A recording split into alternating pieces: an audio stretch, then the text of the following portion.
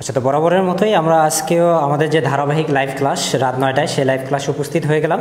আজকে আমাদের দ্বিতীয় লেকচার চতুর্থ অধ্যায়ের ওয়েব ডিজাইন পরিচিতি সম্বন্ধে। গত ক্লাসে আমরা কিছু বিষয় জানে নিয়েছি ওয়েব ডিজাইন পরিচিতির।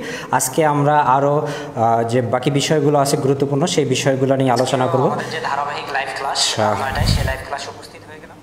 তো সাউন্ডটা আমি একটু চেক করে নিলাম, সাউন্ডটা ওকে আছে। তারপরে তোমরা আমাকে একটু সাউন্ড এবং ভিডিওর বিষয়ে জানাবা এবং দ্রুত তোমরা একটু ক্লাসে জয়েন করে নাও।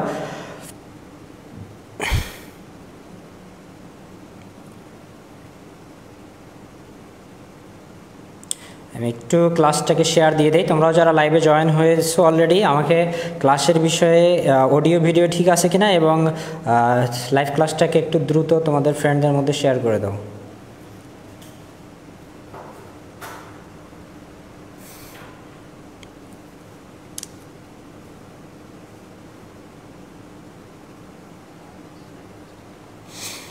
ইমন ইসলাম সালাম দিছো, ওয়ালাইকুম আসসালাম। যারা লাইভে জয়েন আছো তারা আমাকে একটু কনফার্ম করো যে তোমরা সব কিছু ঠিকভাবে দেখতে পারতেছো কিনা, শুনতে পাচ্ছ কিনা এবং সব কিছু ওকে আছে কিনা।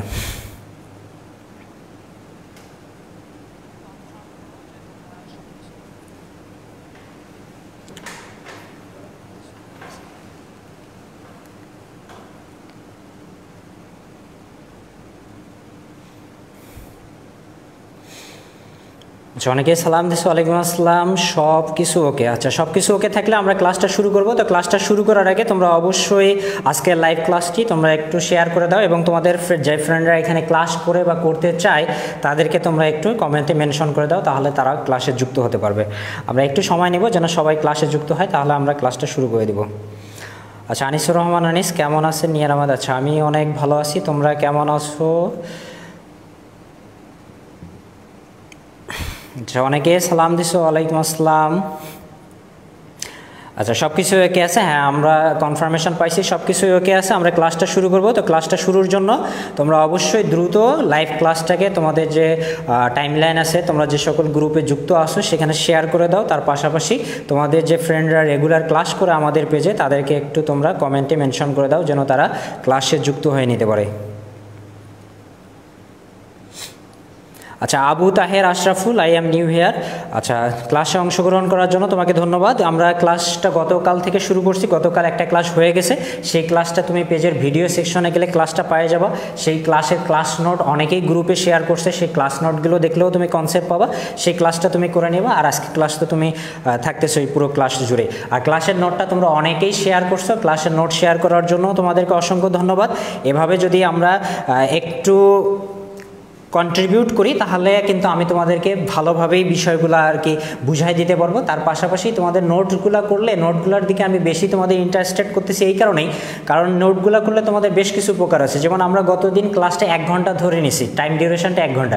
এখন যখন তুমি বিশ্ববিদ্যালয়ে ভর্তি পরীক্ষা দিবা তখন তো আর 1 ঘন্টা ধরে তুমি ওই ক্লাসটা দেখার কোনো সময় পাবো না। তখন তোমাকে আইসিটি বাদেও আরও অনেক সাবজেক্ট পড়তে হবে, বাংলা পড়তে হবে, ইংলিশ পড়তে হবে, আরও অন্যান্য ডিপার্টমেন্টে যারা আছে তাদের অন্যান্য ডিপার্টমেন্টের সাবজেক্টগুলো পড়তে হবে। তখন কিন্তু অত হিউজ পরিমাণ তোমার কাছে সময় থাকবে না। বাট তুমি যে নোটটা করে রাখছো এবং নোটটা যারা তোমরা গ্রুপে শেয়ার দিছো, দেখছো যে 3 পাতার একটা নোট। তার মানে আমি যে 1 ঘন্টায় বিষয়বস্তুগুলো আলোচনা করছি বিভিন্নভাবে, সেটা 3 পাতার মধ্যেই কিন্তু তোমরা বিষয়গুলোকে সংক্ষিপ্ত আকারে বা মূল যে বিষয়গুলো সেগুলো কিন্তু তুলে নিয়ে আসছে। এখন পরীক্ষার আগে তুমি জাস্ট এই 3 পাতা একটু রিভিশন দিলে, আর 3 পাতা রিভিশন দিতে বা ভালোভাবে পড়তে সর্বোচ্চ তোমার কত মিনিট লাগবে? 10 থেকে 15 মিনিট সময় লাগবে। দেখো, 1 ঘন্টার বিষয়টা কিন্তু তুমি নোট করার ফলে 10 থেকে 15 বা 20 মিনিটের মধ্যেই কিন্তু কাভার করে ফেলতেছো, যেটা তোমার বিশ্ববিদ্যালয়ে ভর্তি পরীক্ষার সময় অনেকটাই হেল্পফুল হবে।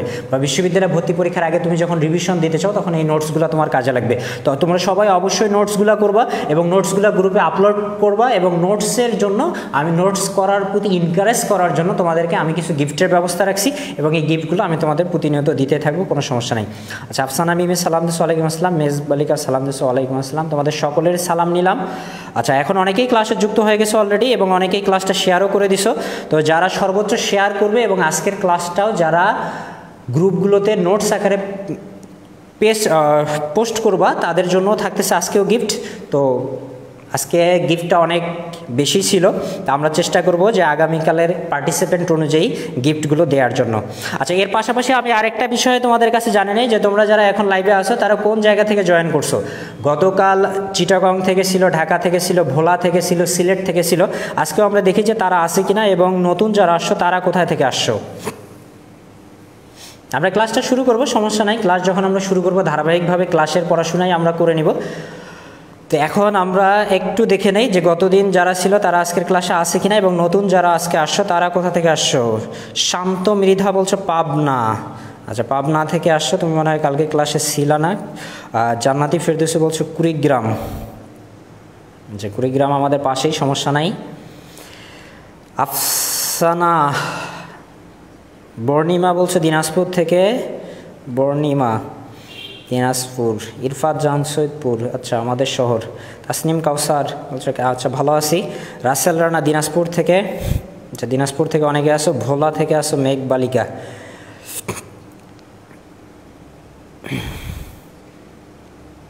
নিহার আহমেদ আসো রংপুর থেকে, মেবি ইমরান অ্যাডমিশন কেয়ার থেকে নাকি।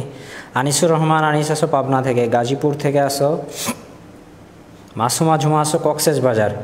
বগুড়া থেকে আসো শাহেদ হোসেন। আচ্ছা তাহলে তোমাদের দেখে খুবই ভালো লাগতেছে যে আমরা মোটামুটি দেশের গুরুত্বপূর্ণ স্থানগুলো থেকেই তোমরা পার্টিসিপেন্ট করতেছো। তো তোমরা ক্লাসের সাথেই থাকো এবং শুধু ক্লাসের সাথে না আমাদের পুরো কোর্সের সাথেই থাকো। আশা করি তোমরা এখান থেকে খুব ভালো একটা ফিডব্যাক নিয়ে কোর্সটা সম্পূর্ণ করতে পারবে। তো আমরা অনেকগুলো কথা বলে ফেললাম। আচ্ছা বাগেরহাট থেকে আসো সেলিম। আচ্ছা পঞ্চগড় থেকে আসা হচ্ছে মাধুর্যদেব। আচ্ছা তোমাদের সবাইকে ক্লাসে স্বাগতম। বাকি যারাও আসবে তারাও তাদের পরিচয় দিয়ে দিবে। আমরা এখন ক্লাসটা শুরু করি। আচ্ছা ক্লাসে আমরা গতদিন কিছু বিষয় আলোচনা করছিলাম। কি কি আলোচনা করছিলাম বলো দেখি। প্রথমে আলোচনা করছিলাম আমরা ওয়েব পেজ নিয়ে, এরপর আমরা আলোচনা করছিলাম হচ্ছে ওয়েবসাইট নিয়ে, এরপর আমরা আলোচনা করছিলাম হচ্ছে আইপি অ্যাড্রেস নিয়ে। আচ্ছা এই সকল বিষয়ে তোমরা যারা গতদিন ক্লাসে ছিল না, আমার গত যে লাইভ ক্লাস সেটা ভিডিও সেকশনে দেওয়া আছে, সেখান থেকে তোমরা সেই ক্লাসটা করে নিবা।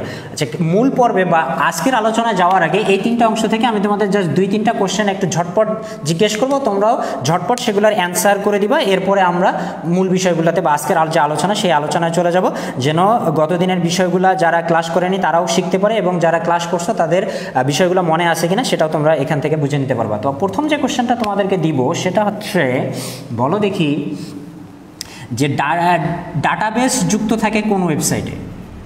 ডাটাবেস যুক্ত থাকে কোন ওয়েবসাইটে? যারা গত ক্লাসে ছিল না তারা সঠিক উত্তরগুলো খেয়াল করো, আর যারা গত ক্লাসে ছিল তারা ঝটপট দ্রুত, কোনো সময় নিবা না কারণ এগুলো গত ক্লাসেরই আলোচনা, তোমরা দ্রুত আমাকে অ্যান্সারটা একটু বলে দাও।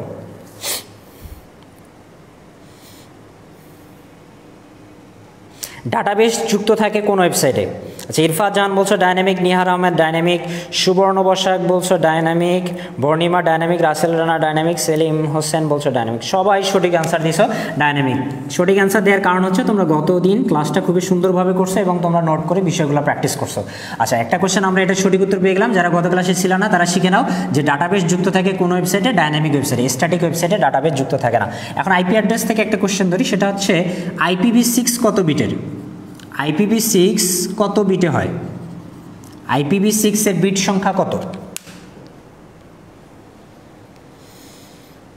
IPv6 এর বিট সংখ্যা কত?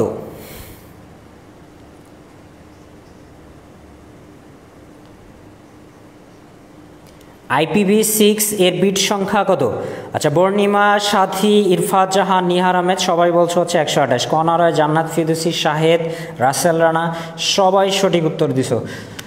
অসংখ্য ধন্যবাদ তোমাদের সঠিক উত্তর দেওয়ার জন্য, এবং সঠিক উত্তর আমরা অবশ্যই দিতে পারবো যদি আমরা রেগুলার ক্লাসগুলো করি এবং ক্লাসগুলো থেকে নোটস করে সেগুলো প্র্যাকটিস করি। আচ্ছা আমরা দুইটা প্রশ্ন নিয়ে নিলাম, একটা হচ্ছে ডাটাবেজের সাথে যুক্ত থাকে কোন ওয়েবসাইটে? ডাইনামিক ওয়েবসাইটে। আর IPv6 হচ্ছে কত বিটের? 128 বিটের। তো এই দুইটা কোশ্চেন আমরা গত আলোচনা থেকে নিলাম। এখন আমরা আমাদের আজকের আলোচনায় চলে আসি। তো আজকের আলোচনায় আমি গত ক্লাসের আরেকটু বিষয় সম্বন্ধে তোমাদের ধারণা দিব, সেটা হচ্ছে আইপি অ্যাড্রেসকে আরেকটা নাম দ্বারা প্রকাশ করা হয়, যার নাম হচ্ছে TCP। সুন্দরভাবে নোট করে নাও, আইপি অ্যাড্রেসকে কি নাম দ্বারা প্রকাশ করা হয়? TCP দ্বারা প্রকাশ করে। এখন TCP মানে কি? TCP মানে হচ্ছে transmission control protocol. Control protocol. IP address যে বলা যে কথা, টিসিপি বলাও একই কথা। তোমাকে কোনো কোনো সময় অপশনে আইপি অ্যাড্রেসের জায়গায় কি রাখতে পারে, টিসিপি অপশনটা রাখতে পারে। তো আইপি অ্যাড্রেস বললেও আমরা যা বুঝবো, টিসিপি বললেও আমরা তাই বুঝবো। আর টিসিপি এর যে পূর্ণরূপ, সেই পূর্ণরূপটা আমাদেরকে মনে রাখতে হবে। সেই পূর্ণরূপটা কি বলে দেওয়া হলো, টিসিপি মানে হচ্ছে ট্রান্সমিশন কন্ট্রোল প্রোটোকল। তাহলে আবারও বলে দিচ্ছি, আইপি অ্যাড্রেসকে আরেকটা কি নাম দ্বারা প্রকাশ করা হয়, টিসিপি দ্বারা প্রকাশ করা হয়। আর সেই টিসিপি এর নাম হচ্ছে ট্রান্সমিশন কন্ট্রোল প্রোটোকল। তাহলে আইপি অ্যাড্রেস বললেও আমরা যা বুঝবো, টিসিপি বললেও আমরা সেম কনসেপ্টটাই বুঝে দেবো, ঠিক আছে। আচ্ছা, আইপি অ্যাড্রেস কি দ্বারা প্রকাশ করা হয় বলো দেখি। আইপি অ্যাড্রেস প্রকাশ করা হয় কি দ্বারা, নাম্বার দ্বারা। আইপি অ্যাড্রেস প্রকাশ করা হয় কি দ্বারা, নাম্বার দ্বারা। একটা আইপি অ্যাড্রেসের কয়টা অংশ থাকে বলো, একটা আইপি অ্যাড্রেসের কয়টি অংশ থাকে, দ্রুত বলো। একটি আইপি অ্যাড্রেসের অংশ থাকে কয়টা, টিসিপি মানে হচ্ছে ট্রান্সমিশন কন্ট্রোল প্রোটোকল। একটা আইপি অ্যাড্রেসের অংশ থাকে কয়টা,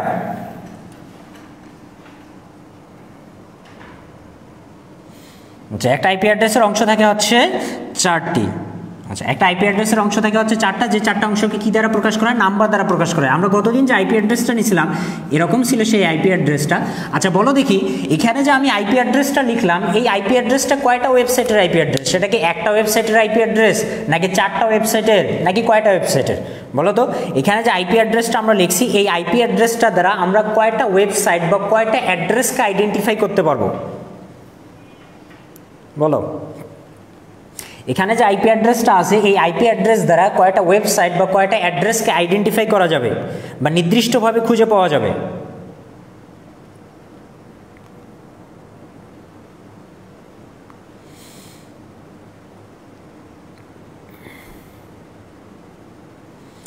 আচ্ছা, অনেকে দুইটা বলছো, দুইটা না, এসে আসলে একটা আইপি অ্যাড্রেস দ্বারা কয়টা অ্যাড্রেসকে খুঁজে পাওয়া যাবে, একটাই অ্যাড্রেসকে খুঁজে পাওয়া যাবে। তার মানে এই যে অ্যাড্রেসটা, এটা একটি মাত্র কি ওয়েবসাইটের আইপি অ্যাড্রেস। সেটা মনে করো সাপোজ তুমি ধরে নাও এটা গুগলের আইপি অ্যাড্রেস, ধরে নিতে পারো ফেসবুকের। যদিও এটা গুগল বা ফেসবুকের না, জাস্ট কনসেপচুয়ালি তোমাদেরকে বুঝাচ্ছি।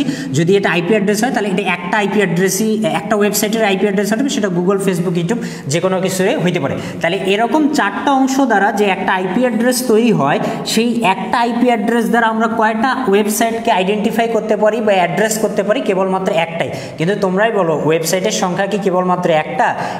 কোটি কোটি ওয়েবসাইট কিন্তু এ পর্যন্ত পাবলিশ করা হয়েছে। আমরা কোটি কোটির কথা বাদ দিলাম, আমাদের নিয়মিত বা দৈনন্দিন প্রয়োজনীয় কিন্তু কয়েকটা ওয়েবসাইট আছে। যেমন হচ্ছে ফেসবুকের কথা বলো, গুগলের কথা বলো, ইউটিউবের কথা বলো, ইনস্টাগ্রাম বলো, টুইটার বলো, উইকিপিডিয়ার কথা বলো, এরকম আরও যে প্রয়োজনীয় যে ওয়েবসাইটগুলো আছে, আমাদের কলেজের ওয়েবসাইটের কথা বলো। তারপরে তোমরা যখন বিশ্ববিদ্যালয়ে ভর্তি পরীক্ষা যে অ্যাপ্লাই করছো, বিভিন্ন ওয়েবসাইটে যায়, সেই ওয়েবসাইটগুলোর কথা বলো। তো এরকম প্রয়োজনীয় যে ওয়েবসাইট, সেগুলো মনে করো আমি যদি একটা কাউন্টিং ধরি, সাপোজ মনে করো 20 থেকে 25টা ওয়েবসাইট, যেগুলো আমরা প্রতিনিয়ত বা দৈনন্দিন প্রয়োজনে ব্যবহার করি। এখন একটা ওয়েবসাইটের জন্য আইপি অ্যাড্রেস প্রয়োজন হচ্ছে কয়টা বলো তো, একটা। তাহলে 20 থেকে 25টা ওয়েবসাইটকে যদি আমি আলাদাভাবে আইডেন্টিফাই করতে চাই, তাহলে আমাদের আইপি অ্যাড্রেসের প্রয়োজন হবে কয়টা বলো তো, 20 থেকে 25টা ওয়েবসাইটের জন্য 20 থেকে 25টা আইপি অ্যাড্রেস লাগবে। আবার প্রতিটা আইপি অ্যাড্রেস কয়টা করে অংশে বিভক্ত বলো দেখি, 4টা করে অংশে বিভক্ত, তাই না? তাহলে পুরো বিষয়টা আবার বলতেছি, দেখো একটা আইপি অ্যাড্রেসের অংশ থাকে হচ্ছে 4টা। একটা আইপি অ্যাড্রেস দ্বারা আমরা একটা ওয়েবসাইটকে আইডেন্টিফাই করতে পারবো। তাহলে যদি আমার মিনিমাম 20 থেকে 25টা ওয়েবসাইটের অ্যাড্রেস করার প্রয়োজন হয় বা 20 থেকে 25টা ওয়েবসাইট আইডেন্টিফাই করার প্রয়োজন হয়, তাহলে সেখানে আমার আইপি অ্যাড্রেস লাগবে কয়টা, 20 থেকে 25টা। এবং প্রতিটা আইপি অ্যাড্রেস দেখো কত, কয়টা অংশে বিভক্ত, 4টা অংশে বিভক্ত। তাহলে 4টা অংশে বিভক্ত এরকম 20 থেকে 25টা আইপি অ্যাড্রেস মনে রাখা, এটা কি আমাদের জন্য সহজ হবে না কঠিন হবে? অবশ্যই কঠিন হবে। এই সংখ্যাটা যদি আরও বেশি হয়, তাহলে বিষয়টা আরও কঠিন হয়ে যাবে। এজন্যই আইপি অ্যাড্রেসগুলো যেহেতু আমরা সহজেই মনে রাখতে পারতেছি না বা সহজেই ব্যবহারযোগ্য নয়, এই কারণেই আইপি অ্যাড্রেসের পরিবর্তে একটা নতুন কনসেপ্ট নিয়ে আসা হয়েছে, যেটাকে বলা হয় হচ্ছে ডোমেইন নেম। কি বলা হয়? Domain name. বিষয়টা খেয়াল করো, তোমরা বুঝতে পারবা। তাহলে ডোমেইন নেমটা কেন আসছে বলো তো? আইপি অ্যাড্রেসগুলো মনে রাখা কঠিন, এ কারণেই কাকে নিয়ে আসা হয়েছে? ডোমেইন নেমকে নিয়ে আসা হয়েছে। তো ডোমেইন নেম আমরা কিভাবে আইডেন্টিফাই করব? দেখো, যে আইপি অ্যাড্রেসগুলো আছে, সেই আইপি অ্যাড্রেসগুলো যেহেতু আমরা মনে রাখতে পারতেছি না, তখন এই আইপি অ্যাড্রেসগুলোকে কী করা হয়েছে? একটা করে আলফা নিউমেরিক ঠিকানা দ্বারা প্রকাশ করা হয়েছে। কি দ্বারা প্রকাশ করা হয়েছে? আলফা নিউমেরিক ঠিকানা।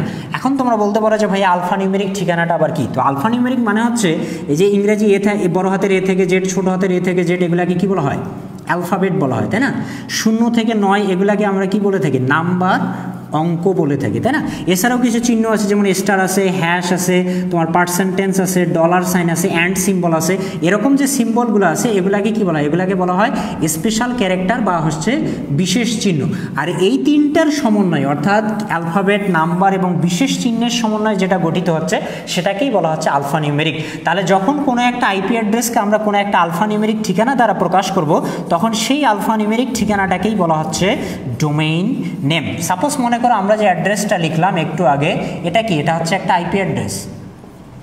এই ঠিকানাটা কি বলা হচ্ছে? এই ঠিকানাটা হচ্ছে একটা আইপি অ্যাড্রেস। এই আইপি অ্যাড্রেসকে আমি যদি একটা আলফানিউমেরিক ঠিকানা দ্বারা প্রকাশ করি, সাপোজ সেই আলফানিউমেরিক ঠিকানাটা কি হলো? গুগল হইলো। তাহলে তখন সেই গুগলকে কি বলা হবে? গুগলকে বলা হবে হচ্ছে ডোমেইন নেম। তাহলে সংখ্যা দ্বারা যেটা প্রকাশ করা হয় সেটাকে আমরা কি বলতেছি? আইপি অ্যাড্রেস বলতেছি। আর আলফানিউমেরিক ঠিকানা দ্বারা যেটা প্রকাশ করা হয় সেটাকে আমরা কি বলতেছি? ডোমেইন নেম বলতেছি।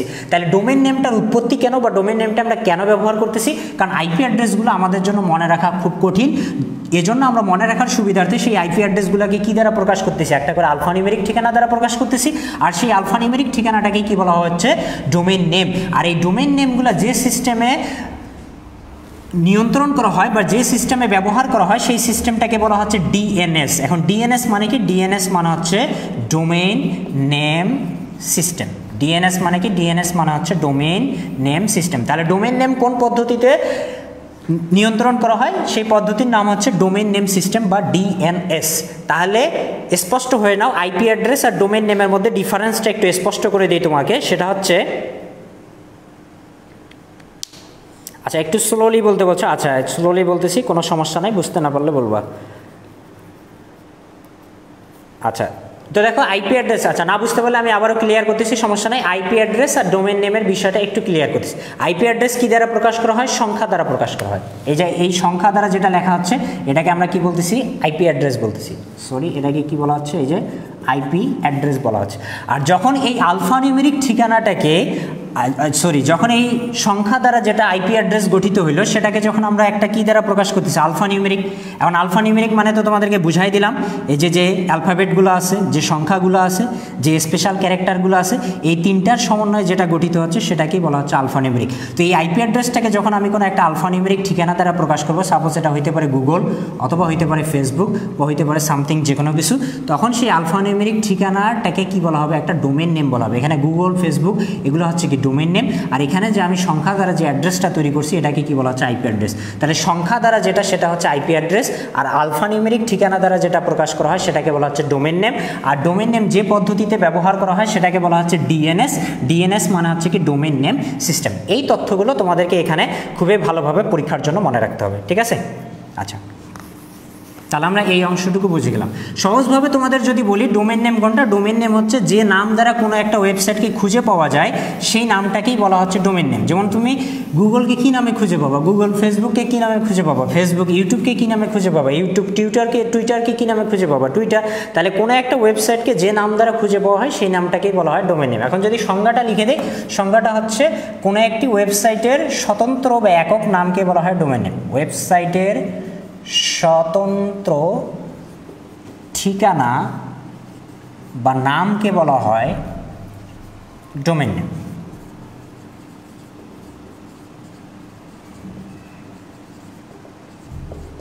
আচ্ছা এটাকে স্বতন্ত্র কেন বলা হচ্ছে? কারণ আমরা গতদিনে জানছি যে ডোমেইন নেম বা আইপি অ্যাড্রেসগুলো কি হয়? ইউনিক হয়।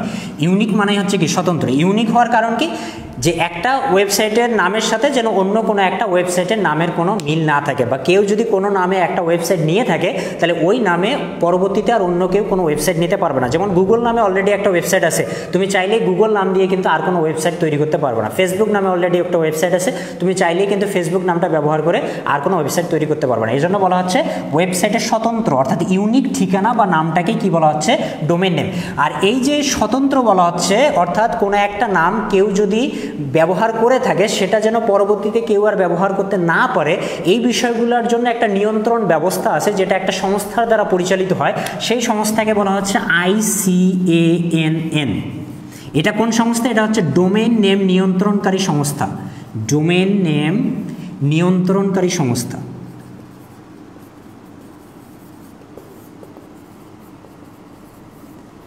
এই সংস্থাটার নাম কি? এই সংস্থা এই সংস্থাটার নাম কি? এই সংস্থার নাম হচ্ছে ডোমেন নেম নিয়ন্ত্রণকারী সংস্থা। তাহলে ডোমেন নেম নিয়ন্ত্রণকারী সংস্থা কোনটা? ডোমেন নেম নিয়ন্ত্রণকারী সংস্থা হচ্ছে ICANN। এর পূর্ণরূপটাও তোমাদেরকে মনে রাখতে হবে। ICANN মানে হচ্ছে ইন্টারনেট, আমি লিখে দিচ্ছি, তোমরা এগুলো নোট করে নিবা, ইন্টারনেট কর্পোরেশন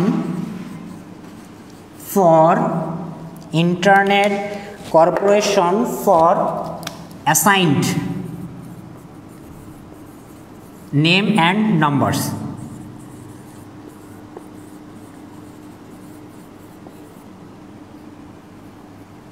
আচ্ছা দেখো বিষয়টা কি বললাম, আবারও ক্লিয়ার করে দিচ্ছি।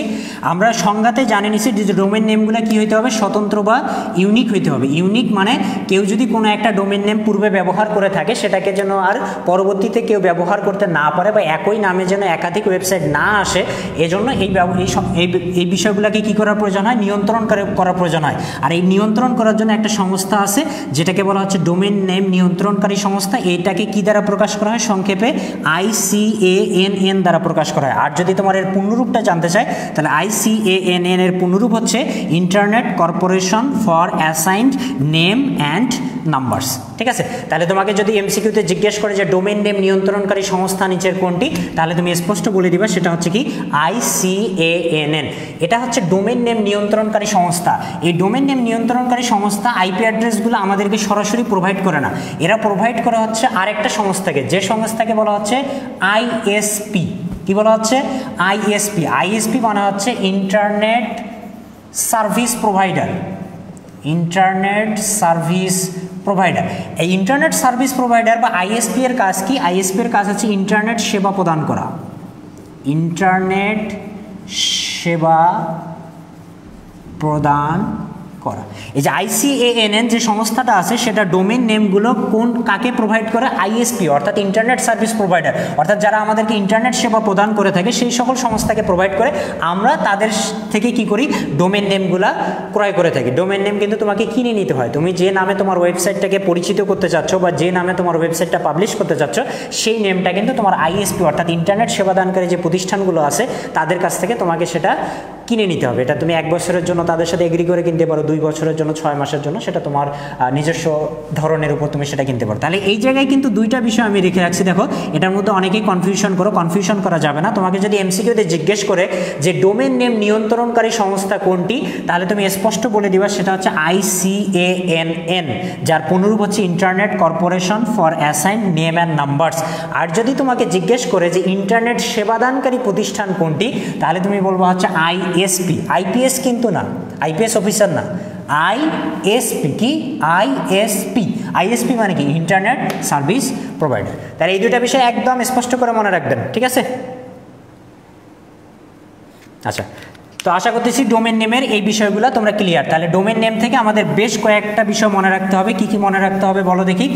ডোমেন নেম সিস্টেমকে কি বলা হয়? দ্রুত অ্যান্সার বলেন। ডোমেন নেম, আমরা সামনের আলোচনা যাব, দ্রুত অ্যান্সার বলো। ডোমেন নেম সিস্টেমকে কি বলা হয়? ডোমেন নেম সিস্টেমকে কি বলা হয়?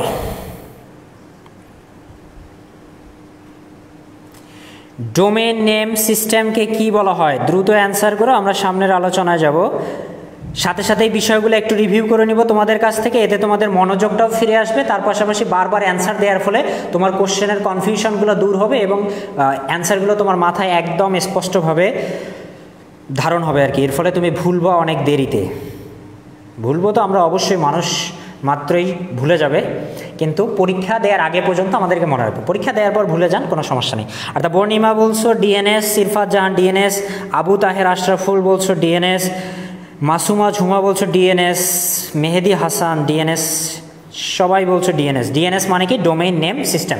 এরপরে বলো যে ইন্টারনেট সেবাদানকারী প্রতিষ্ঠান কোনটি? ইন্টারনেট সেবাদানকারী প্রতিষ্ঠান কোনটি? আচ্ছা, নাইম বলছো কবে কবে লাইভে আসবেন? লাইভের সময়টা তোমাদের দেয়া আছে প্রতিদিন রাত 9টায়। প্রতিদিন বলতে সপ্তাহে 7 দিন রাত 9টায়, যদি কোনো ধরনের কোনো সমস্যা না হয়। আর যেদিন আমি ক্লাস নিতে পারবো না সেদিন তোমাদের ফেসবুক পেজ বা গ্রুপের মাধ্যমে অ্যানাউন্স করে দেওয়া হবে।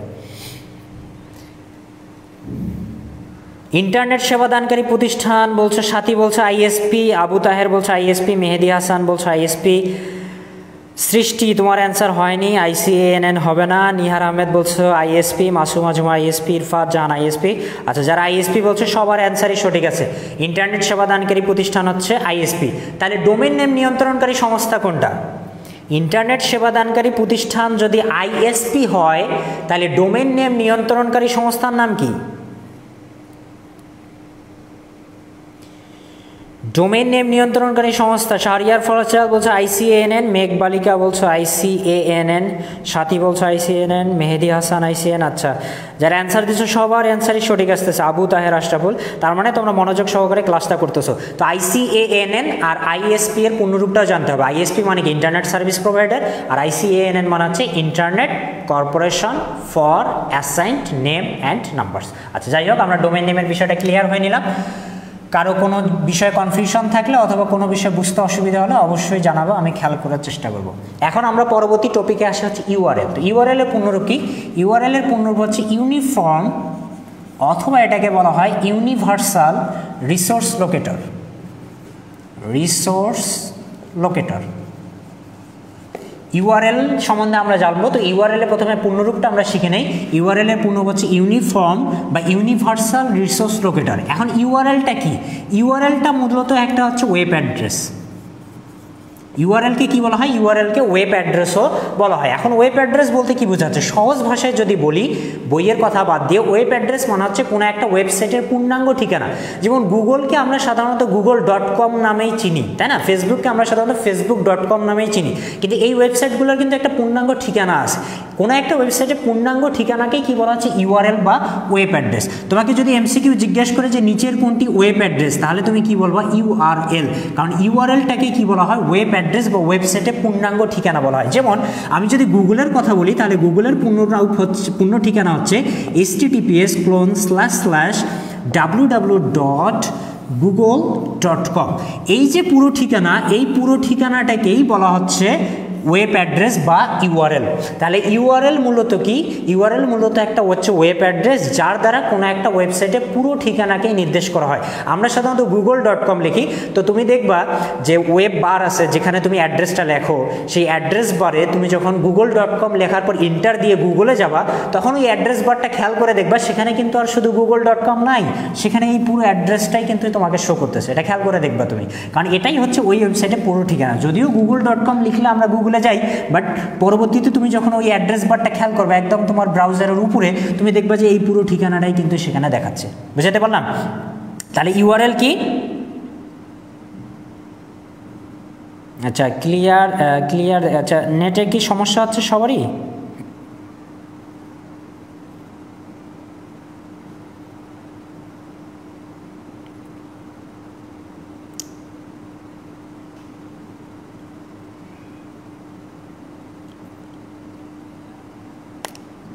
আচ্ছা, এখন দেখো দেখি এখন কি অবস্থা।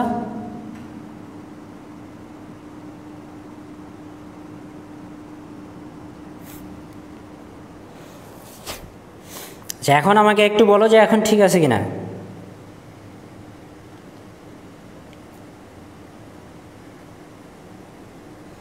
আচ্ছা, এখন ঠিক থাকলে আমরা আবার শুরু করি, এটা ক্লিয়ার হয়ে যাবে, সমস্যা নাই। আচ্ছা, আমি আবারও একটু আগে থেকে বলতেছি। আচ্ছা, এখন দেখা যাচ্ছে ঠিক আছে। আচ্ছা, আমি যে বিষয়টা তোমাদেরকে বললাম, URL হচ্ছে কোনো একটা ওয়েবসাইটের পুরো ঠিকানা। তোমরা গুগলে, আমরা শুধু google.com লিখলেই প্রবেশ করতে পারবো, বাট গুগলে পুরো ঠিকানা কিন্তু হচ্ছে এই যে https://www.google.com। আচ্ছা, এই যে এখানে পুরো ঠিকানাটা লেখা আছে, এই পুরো ঠিকানার মধ্যে ডোমেন নেম কোনটা বলো তো? এখানে যে পুরো ঠিকানাটা আমি লিখলাম, এই পুরো ঠিকানার মধ্যে ডোমেন নেম কোনটা বলো? এই পুরো ঠিকানাটাকেই বলা হচ্ছে URL। তো এই URL এর মধ্যে ডোমেন নেম কোনটা? ডোমেন নেম সম্বন্ধে আমরা একটু আগেই আলোচনা করে আসলাম, তাহলে ডোমেন নেম কোনটা বলো?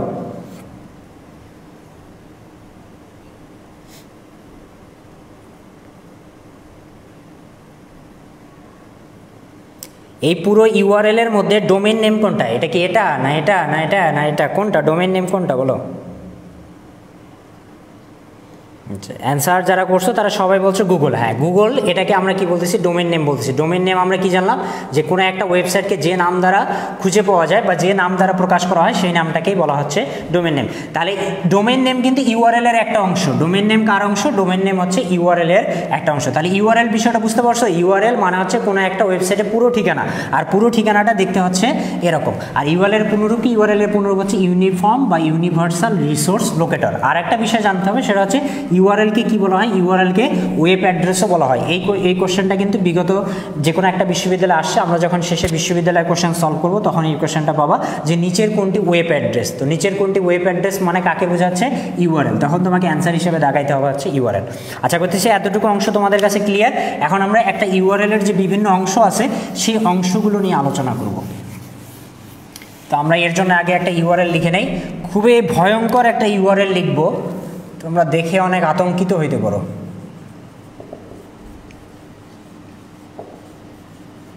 আমাদের জীবনের সবথেকে ভয়ঙ্কর ওয়েবসাইট।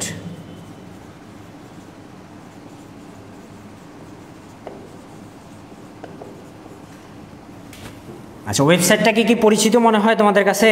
এখানে গেছিলেন কখনো? আচ্ছা, এই ওয়েবসাইটে কে কে যায় ভয়ঙ্কর কিছু দেখতে পাইছো?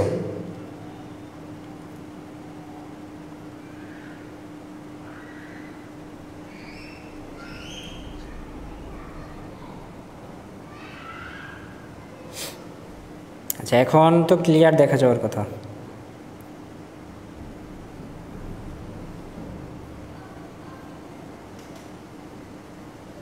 আচ্ছা, তো এই ওয়েবসাইটটা আসলে কোন ওয়েবসাইট? এই ওয়েবসাইট হচ্ছে আমাদের যে বোর্ড পরীক্ষার যে রেজাল্ট, সেই বোর্ড পরীক্ষার রেজাল্টগুলো কিন্তু আমরা এই ওয়েবসাইট থেকে পাই। এই যে educationboardresults.gov.bd, এখান থেকে আমরা বোর্ড পরীক্ষার জেএসসি, এসএসসি, এইচএসসি যে রেজাল্ট, সেই রেজাল্টগুলো কিন্তু আমরা এখান থেকে পাই। আচ্ছা, এখানে একটা পূর্ণাঙ্গ ইউআরএল দেওয়া আছে। এই পূর্ণাঙ্গ ইউআরএল এর যে বিভিন্ন অংশ, সেই অংশগুলো আমরা এখন বিশ্লেষণ করবো। তো আমরা অংশগুলো আগে প্রথমে আইডেন্টিফাই করে নেই। যে এখান থেকে এটাকে আমি একটা অংশ করে নিলাম, এটা আর একটা অংশ, এটা হচ্ছে একটা অংশ, এটা একটা, এটা একটা। আচ্ছা, এগুলাকে আমরা নাম্বারিং করে দিই, তাহলে তোমরা আরও সহজে বুঝতে পারবে। এটাকে 1 নম্বর দিলাম, এটা 2, এই অংশটা হচ্ছে 3 নম্বর অংশ, এটা 4 নম্বর অংশ, এটা হচ্ছে 5 নম্বর অংশ। তাহলে একটা ইউআরএল এর মোটামুটি অংশ থাকে কয়টা? একটা ইউআরএল এর মোটামুটি অংশ থাকে হচ্ছে 5টা। এখন আমাদের কি করতে হবে? এই যে 5টা অংশ, এই 5টা অংশ আমাদেরকে একটু বিশ্লেষণ আকারে জানে নিতে হবে। আচ্ছা, তো আমরা প্রথমে প্রথম অংশটা দেখব। প্রথম অংশটা, এই যে প্রথমে যে অংশটা আছে, এই অংশটাকে বলা হয় প্রোটোকল। খুবই ভালোভাবে খেয়াল করো, এখান থেকে একটা এমসিকিউ কমন পাওয়ার কিন্তু তোমার যথেষ্ট সম্ভাবনা আছে, কারণ এই 5টা অংশে কিন্তু আমরা এমসিকিউ রিলেটেড কোশ্চেন অনেকগুলো আলোচনা করব। তো যারা লাইভে এখন অংশগ্রহণ করে আসো এ পর্যন্ত, তারা খুবই মনোযোগ সহকারে এখন খেয়াল করো, এই অংশগুলো ভালোভাবে বুঝার। আর না বুঝতে পারলে অবশ্যই আমাকে একটু রেসপন্স করবা। তাহলে এখানে প্রথম যে অংশ, এই যে এতটুকু তোমাকে মার্ক করে দিছি আমি, এই এতটুকু অংশকে কি বলা হচ্ছে? প্রোটোকল। এখন প্রোটোকল মানে কি? প্রোটোকল মানে হচ্ছে কিছু রুলস এবং রেগুলেশন। প্রোটোকল মানে হচ্ছে কিছু রুলস এবং রেগুলেশন। এখন রুলস এবং রেগুলেশন মানে কি? নিয়ম কানুন। রুলস রেগুলেশন মানে কি? নিয়ম কানুন, তাই না? তাহলে প্রোটোকল দ্বারা কি বোঝায়? প্রোটোকল দ্বারা বোঝায় যে কোনো একটা ওয়েবসাইট তার যে নিয়ম কানুন দ্বারা পরিচালিত হয়, সেই নিয়ম কানুনকে ওই ওয়েবসাইটে প্রোটোকল বলা হয়। কোনো ওয়েবসাইট আছে যেখান থেকে তুমি শুধুমাত্র টেক্সট রিলেটেড কন্টেন্ট দেখতে পারবা। কোনো ওয়েবসাইট আছে ডাউনলোড রিলেটেড, যেখান থেকে তুমি ডাউনলোড করতে পারবা। কোনো ওয়েবসাইট আছে যেখানে তুমি যে লাইভ স্ট্রিম করতে পারবা। তার মানে এক এক ওয়েবসাইটের প্রোটোকল বা নিয়ম কানুন কিন্তু এক এক রকম। কোনো সময় তোমাকে কোনো ওয়েবসাইট থেকে কিছু ডাউনলোড করতে হলে তোমাকে সেখানে সাইন আপ করতে হয়, জিমেল আইডি দিতে হয়, সেখানে অ্যাকাউন্ট ক্রিয়েট করতে হয়, বা কোনো সিকিউরিটি সিস্টেম অতিক্রম করতে হয়। তার মানে কি? এক এক ওয়েবসাইট কিন্তু এক। তুমি চাইলে গুগলে সরাসরি প্রবেশ করতে পারবা, বাট চাইলেই কিন্তু তুমি ফেসবুকে প্রবেশ করতে পারবে না। ফেসবুকে প্রবেশ করার জন্য মাস্ট বি তোমার একটা ফেসবুক অ্যাকাউন্টের প্রয়োজন হবে। তাহলে বিষয়টা বুঝতে পারছো? প্রতিটা ওয়েবসাইট তার একটা নিজস্ব নিয়মকানুন দ্বারা পরিচালিত হয়। তো কোনো একটা ওয়েবসাইট যে নিয়মকানুন দ্বারা পরিচালিত হয়, সেই নিয়মকানুনকেই বলা হচ্ছে ওই ওয়েবসাইটের প্রোটোকল। বিভিন্ন ধরনের প্রোটোকল বা নিয়মকানুন আছে, আমরা কয়েকটার সাথে পরিচিত হব।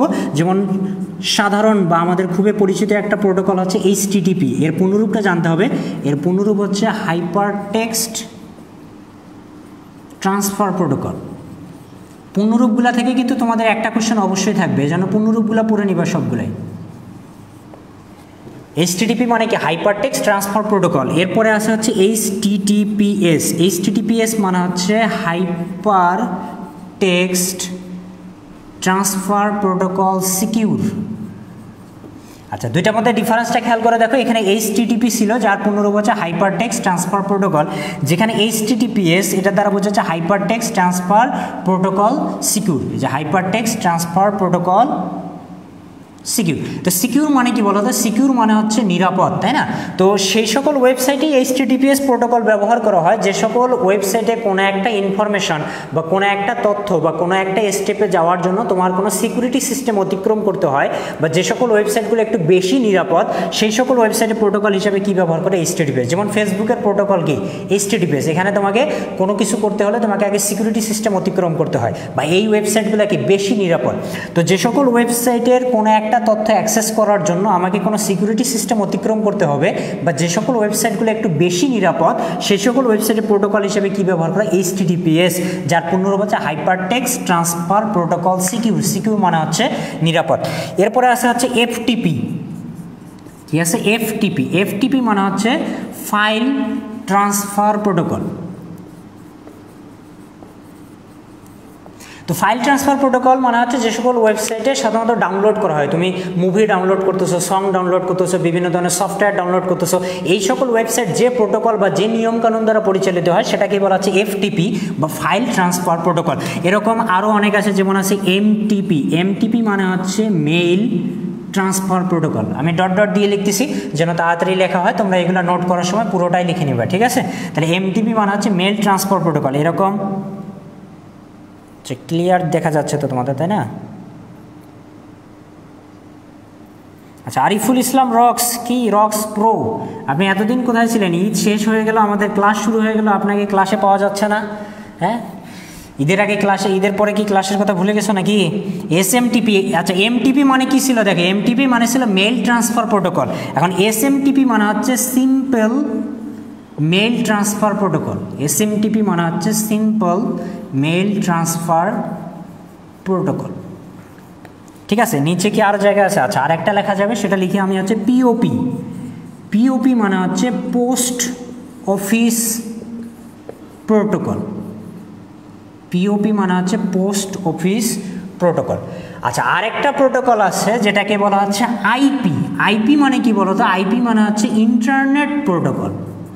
আইপি মানে কি? আইপি মানে হচ্ছে ইন্টারনেট প্রোটোকল, অর্থাৎ ইন্টারনেটে ব্যবহারের জন্য বা ইন্টারনেট যে সকল নিয়মকানুন দ্বারা পরিচালিত হবে তার জন্য যে প্রোটোকল সেটাকে বলা হচ্ছে আইপি বা ইন্টারনেট প্রোটোকল। তাহলে দেখো, প্রোটোকল মানে কি? প্রোটোকল মানে হচ্ছে কিছু নিয়মকানুন বা রুলস অ্যান্ড রেগুলেশন। এই প্রোটোকলগুলো কী কী রকম হইতে পারে? একটা হইতে পারে এইচটিটিপি, যার পূর্ণরূপ হচ্ছে hypertext transfer protocol.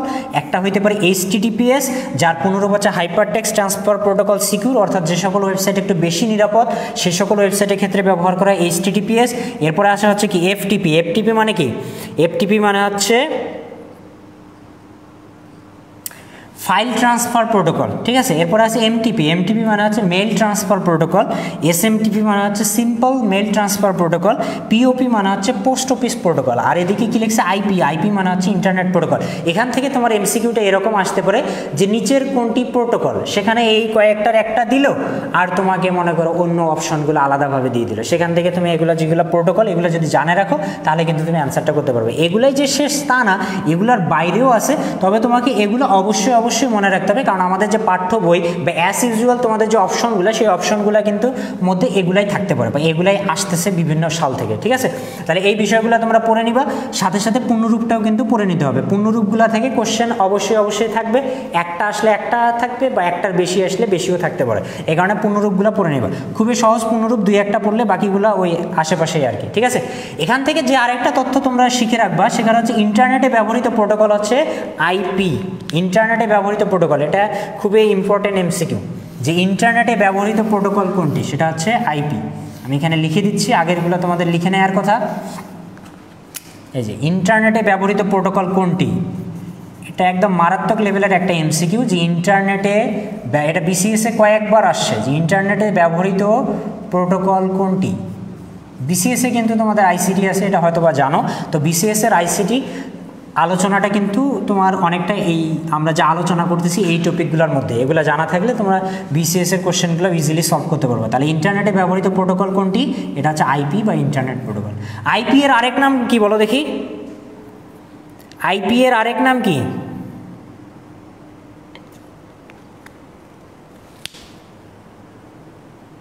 IP এর আরেক নাম কি?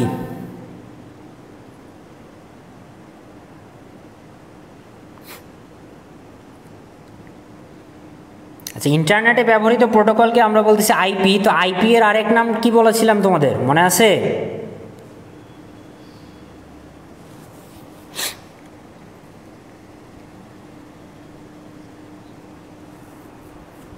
দ্রুত বলো, আইপি এর আরেক নাম কি?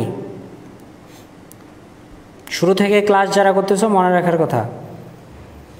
কনারায় বলছো টিসিপি, আরাধ্যার সাথে বলছে ইন্টারনেট। আমি আইপি এর পুনরূপ জানতে চাই নাই, আইপিকে আর কি নাম দ্বারা প্রকাশ করা যাইতে পারে? জান্নাতি ফেরদৌসি বলছো টিসিপি। আচ্ছা, ইরফাত জাহান বলছো টিসিপি। আইপি এর আরেক নাম হচ্ছে টিসিপি। টিসিপি মানে হচ্ছে ট্রান্সমিশন কন্ট্রোল প্রোটোকল। শান্ত মিধা বলছো আইপি এর আরেক নাম হচ্ছে ডোমেন নেম। ডোমেন নেম হবে না ভাইয়া, আইপি এর আরেক নাম ডোমেন নেম না। আইপি অ্যাড্রেসকে যখন আলফানিউমেরিক ঠিকানা দ্বারা প্রকাশ করা হবে তখন সেটাকে বলা হয় ডোমেন নেম। আইপি এর আরেক নাম বা আইপিকে আরেকটা নাম দ্বারা প্রকাশ করা যেটার নাম হচ্ছে টিসিপি। আচ্ছা, যারা ক্লাসে শুরু থেকে ছিল না আবারও লিখে দিচ্ছি, আইপিকে আরেকটা নাম দ্বারা প্রকাশ করা যেটাকে বলা হচ্ছে টিসিপি, যার পূর্ণরূপ হচ্ছে ট্রান্সমিশন কন্ট্রোল প্রোটোকল। এখানে ইন্টারনেটে ব্যবহৃত প্রোটোকল কোনটি? অপশনে তোমার আইপি না দিয়ে কি দিয়ে রাখতে পারে? টিসিপি দিয়েও রাখতে পারে। তখন আমি অ্যান্সার হিসেবে কাকে দেখাবো? টিসিপি। কেন? কারণ আইপি আর টিসিপি একই অর্থ প্রকাশ করে। তাহলে এখানে যে ইউআরএল এর প্রথম অংশটা ছিল সেই প্রথম অংশটাকে আমরা কি বলতেছি? প্রোটোকল বলতেছি। এখন আমরা আসি 2 নম্বর অংশটাতে। 2 নম্বর অংশটাকে বলা হচ্ছে হোস্ট নেম। 2 নম্বর অংশটাকে কি বলা হচ্ছে? হোস্ট নেম বলা হচ্ছে। হোস্ট কি বলো দেখি? সার্ভারে কোনো তথ্য জমা রাখাকে বলা হয় হোস্ট। সার্ভার এ তথ্য জমা করা বা জমা রাখাকেই বলা হয় হচ্ছে হোস্ট। এখন বলতে পারো যে ভাইয়া সার্ভার কি? তাহলে সার্ভার হচ্ছে যেখানে তথ্য জমা রাখা হয়, যেখানে তথ্য জমা রাখা হয়। বিষয়টা বুঝতে পারছো? এখানে 2 নম্বর চিহ্নিত অংশটাকে আমরা বলতেছি হোস্ট নেম। তো হোস্ট নেম বোঝার আগে আমাকে বুঝতে হবে যে হোস্টটা কি। তো হোস্ট হচ্ছে কোনো একটা সার্ভারের তথ্য জমা করাকেই কি বলা হয়? হোস্ট বলা হয়। আর এই হোস্টের পুরো প্রক্রিয়াকে বলা হয় হচ্ছে হোস্টিং। আর সার্ভার কি? সার্ভার বলতে যেখানে তথ্যটা কি করা হয়? জমা রাখা হয়। সেই জমা রাখার স্থানটাকেই আমরা বলতেছি হচ্ছে সার্ভার। আচ্ছা, হোস্ট নেমটা আসলে কি? হোস্ট নেমটা হচ্ছে যে নাম দ্বারা তোমার ওয়েবসাইটের কন্টেন্টগুলো বা আমাকে কোন সার্ভারে অ্যাক্সেস করতে হবে সেটা বোঝা যায়, সেই নামটাকেই বলা হচ্ছে হোস্ট নেম। তোমাদেরকে একটু উদাহরণ দিই তাহলে তোমরা বুঝতে পারবে। আসলে উইকিপিডিয়ার নাম তো তোমরা শুনছো, তাই না? এখন উইকিপিডিয়া আসলে বিভিন্ন রকম উইকিপিডিয়া আছে। আমি যদি ডাইরেক্ট বলি যে www.wikipedia.com, তাহলে ইংলিশ ভার্সনের উইকিপিডিয়া বানান কি রে?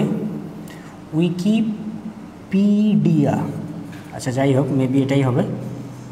আচ্ছা, এখানে ই না হয় আই হইতে পারে, এটা কোনো বিষয় না। তোমরা কনসেপচুয়ালি বিষয়টা বোঝার চেষ্টা করো।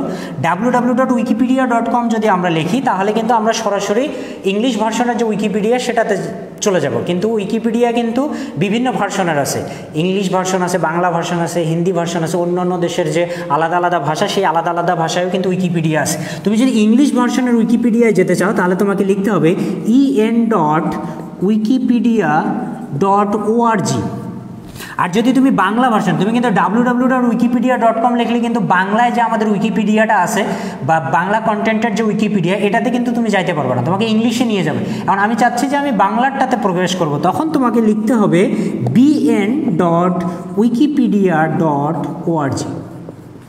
তাহলে এই যে ইএন বা বিএন বা এই যে ডাব্লু এগুলাকে কি বলা হচ্ছে? এগুলাকে বলা হচ্ছে হোস্ট নেম। হোস্ট নেম মানে বোঝায় যে তোমার ওয়েবসাইটের তথ্যগুলো সার্ভারে কিভাবে জমা আছে সেটা আমরা এই নাম থেকে বুঝতে পারি। যেমন ইএন দেখলে আমরা বুঝবো যে এখানে সার্ভারের মধ্যে ইংলিশ যে উইকিপিডিয়া আছে সেটা জমা করা আছে। এখানে বিএন থেকে বুঝবো যে বাংলায় যে উইকিপিডিয়া সেই উইকিপিডিয়াটা সার্ভারের মধ্যে জমা করা আছে। তাহলে হোস্ট নেম থেকে কি বোঝা যায়?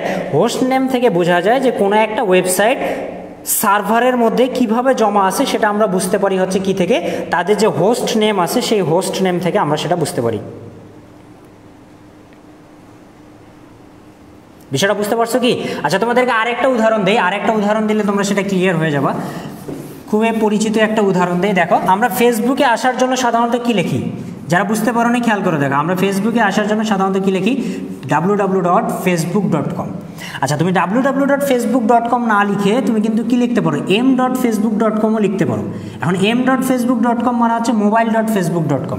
এখন যারা তোমরা কখনো ল্যাপটপ বা কম্পিউটারে ফেসবুক ব্যবহার করছো, তারা তোমরা একটু খেয়াল করে দেখবা যে ল্যাপটপ বা ফেসবুকে ব্যবহার করার সময় ফেসবুকের অ্যাড্রেসটা কিন্তু আর m.facebook.com থাকে না, তখন সেটা কি হয়ে যায়, তখন হয়ে যায় web.facebook.com। খেয়াল না করে থাকলে আজকেই তোমরা খেয়াল করে দেখবা, যাদের বাসায় ল্যাপটপ বা কম্পিউটার আছে তারা ল্যাপটপ বা কম্পিউটারে লগ ইন করলে দেখবা যে ওখানে যে অ্যাড্রেসটা সেটা কিন্তু চলে আসতেছে web.facebook.com।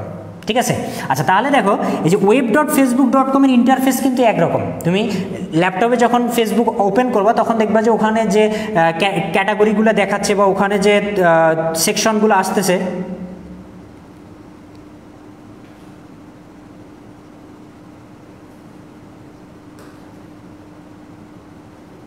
আচ্ছা তোমাদের কি ইন্টারনেটে কোনো সমস্যা হচ্ছে?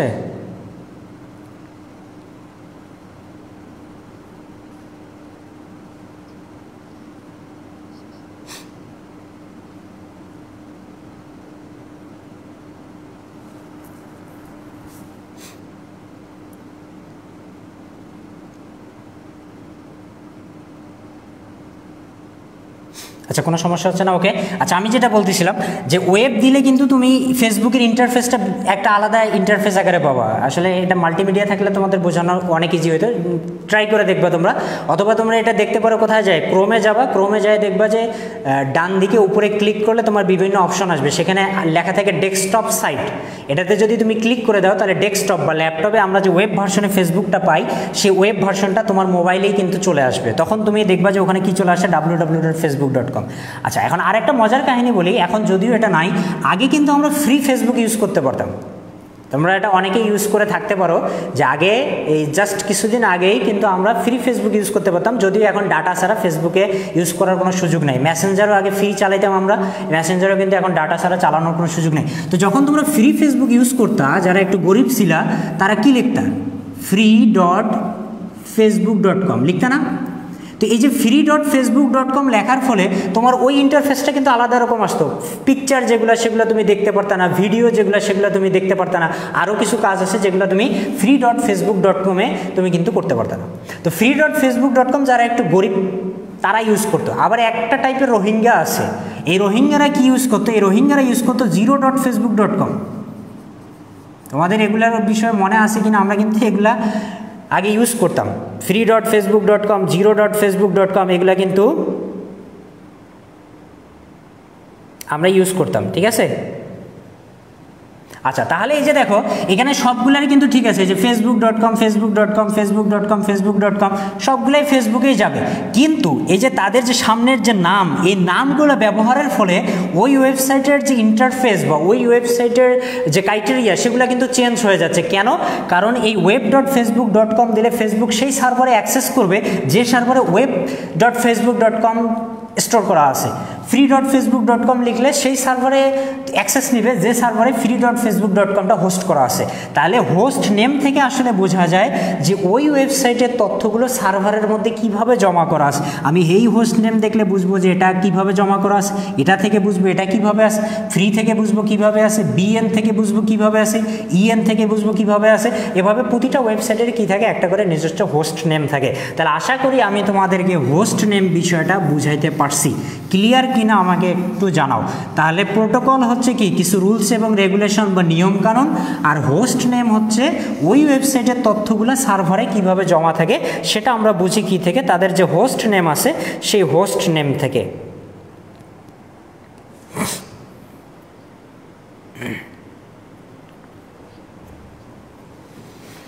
আচ্ছা, এখন আমরা আসি 3 নম্বর অংশটা। তো 3 নম্বর অংশটার নাম কি বলো?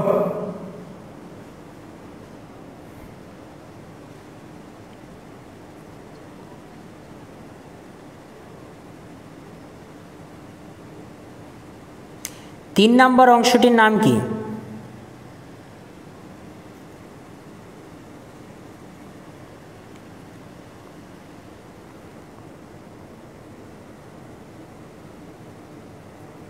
তিন নম্বর অংশটা বলছো ডোমেইন নেম। একদম কারেক্ট অ্যান্সার দিছো। 3 নম্বর অংশটাকে বলা হচ্ছে ডোমেইন নেম। যে নাম দ্বারা আমরা কোনো একটা ওয়েবসাইটকে প্রকাশ করি সেই নামটাকে বলা হয় ডোমেইন নেম। তো ডোমেইন নেম নিয়ে আমরা বিস্তারিত আলোচনা করছি, আশা করতেছি এখানে আর ডোমেইন নেমটা আলোচনা করার কোনো প্রয়োজন নাই। তারপরে যদি কারো সমস্যা থাকে তোমরা পরবর্তীতে টিউটোরিয়ালটা আবার শুরু থেকে দেখে নিবে। এখন আমরা আসি হচ্ছে 4 নম্বর অংশ। তো 4 নম্বর অংশটাকে বলা হয় টিএলডি। 4 নম্বর অংশটাকে বলা হয় টিএলডি বা ডোমেইন নেচার। 4 নম্বর অংশটাকে কি বলা হচ্ছে? 4 নম্বর অংশটাকে বলা হচ্ছে টিএলডি বা হচ্ছে ডোমেইন নেচার। এখন টিএলডি বা ডোমেইন নেচার কোনটা? টিএলডি মানে হচ্ছে কি? টিএলডি মানে কি বলো? টিএলডি মানে কি? টিএলডি মানে হচ্ছে টপ লেভেল ডোমেইন। এই যে টিএলডি মানে হচ্ছে টপ লেভেল ডোমেইন। আচ্ছা 4 নম্বর এই যে অংশটা, এই যে এখানে দেখো এই যে 4 নম্বর অংশটা, এই 4 নম্বর অংশটাকে আমরা বলতেছি টিএলডি বা ডোমেইন নেচার। আর টিএলডি মানে হচ্ছে টপ লেভেল ডোমেইন। এখন নেচার মানে কি বলো তো? নেচার মানে হচ্ছে প্রকৃতি বা ধরন। নেচার মানে কি? প্রকৃতি বা ধরন। তো আমরা যে ডোমেইনটা ব্যবহার করতেছি সেই ডোমেইনটা কোন প্রকৃতির বা কোন ধরনের সেটা আমরা বুঝতে পারবো সেই ডোমেইনের নেচার বা টিএলডি থেকে। যেমন এখানে দেয়া আছে .gov। এখন .gov দ্বারা কি বোঝায়? .gov থাকলে আমরা বুঝবো যে এই ওয়েবসাইটটা হচ্ছে রাষ্ট্রীয় ওয়েবসাইট বা সরকারি ওয়েবসাইট, রাষ্ট্রীয় বা সরকারি ওয়েবসাইট। একইভাবে যদি .com থাকে, যেমন www.facebook.com, google.com, youtube.com, তো .com থাকলে সেগুলো হচ্ছে কমার্শিয়াল বা ব্যবসায়িক কাজের জন্য যে ওয়েবসাইটগুলো ব্যবহার করা হয় সেগুলোকে বলা হয় হচ্ছে .com। একইভাবে আর কি থাকতে পারে বলো তো? এই যে .org থাকতে পারে। org মানে কি? org মানে হচ্ছে অর্গানাইজেশন। org মানে হচ্ছে অর্গানাইজেশন। অর্গানাইজেশন বলতে বোঝা যাচ্ছে কোনো সংস্থা বা অলাভজনক প্রতিষ্ঠান। তোমরা যদি ক্লাসে ভালোভাবে খেয়াল করে থাকো তাহলে আমি যখন উইকিপিডিয়া লিখতেছিলাম তখন লিখতেছিলাম www.wikipedia.org, কারণ উইকিপিডিয়া হচ্ছে একটা সংস্থা এবং এটা একটা অলাভজনক প্রতিষ্ঠান। তাহলে .org কোন ওয়েবসাইটের ডোমেইন নেচার হবে? যে সকল ওয়েবসাইটে কি ডোমেইনটা কি অলাভজনক বা এটা কোনো একটা সংস্থার ডোমেন, তখন সেখানে ব্যবহার হবে হচ্ছে .org। এরকম আরও আছে, যেমন যদি থাকে কি .net থাকে, তার মানে এটা নেটওয়ার্ক সার্ভিস। অর্থাৎ এই সকল ওয়েবসাইট কি প্রোভাইড করে? নেটওয়ার্ক সার্ভিস প্রোভাইড করে। আবার যদি মনে করো তোমার থাকে হচ্ছে কি থাকে, আরও কি আছে রে? আচ্ছা আরও আছে হচ্ছে .edu। edu মানে হচ্ছে এডুকেশনাল ইনস্টিটিউট, শিক্ষা প্রতিষ্ঠান যেগুলা, এডুকেশনাল ইনস্টিটিউট।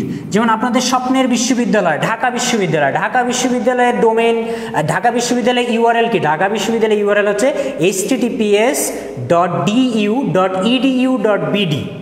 ইডিইউ থাকার কারণ কি? কারণ এটা হচ্ছে এডুকেশনাল ইনস্টিটিউট। এই এডুকেশনাল যেগুলো বড় বড় এডুকেশনাল বা একাডেমিক ইনস্টিটিউট সেগুলোর শেষে কী ব্যবহার করা হয়? .edu বা এডুকেশনাল ইনস্টিটিউট ব্যবহার করা হয়। তাহলে .gov যখন থাকবে সেটা বোঝাবে রাষ্ট্রীয় বা সরকারি প্রতিষ্ঠানের ওয়েবসাইট। যেমন এই ওয়েবসাইটটা হচ্ছে একটা রাষ্ট্রীয় বা সরকারি ওয়েবসাইট, এই কারণে এখানে কী ব্যবহার করেছে? .gov। .com কোনগুলো? যেগুলো ব্যবসায়িক, যেমন Google, YouTube, Facebook, Twitter, Instagram. .org কোনগুলো? যেগুলো হচ্ছে কোনো একটা সংস্থা বা অলাভজনক, যেমন উইকিপিডিয়া আছে। তোমরা এর আগে খেয়াল করে দেখবা যে রবি মাঝখানে কিছু ফ্রি ইন্টারনেট দিছিল, যেখানে তোমাকে লিখতে হয় কি internet.org, মনে আছে কিনা তোমাদের? internet.org। org লেখার কারণ কি? কারণ ওখানে তোমরা কি করতে পারতা? ফ্রিতেই বিভিন্ন ওয়েবসাইট অ্যাক্সেস করতে পারো, বিভিন্ন নিউজ ওয়েবসাইট, ফেসবুক, এগুলো কি করতে পারতা? ফ্রি সেখান থেকে অ্যাক্সেস করতে পারতা। এই কারণে ওখানে কি দেয়া ছিল? .org দেয়া ছিল।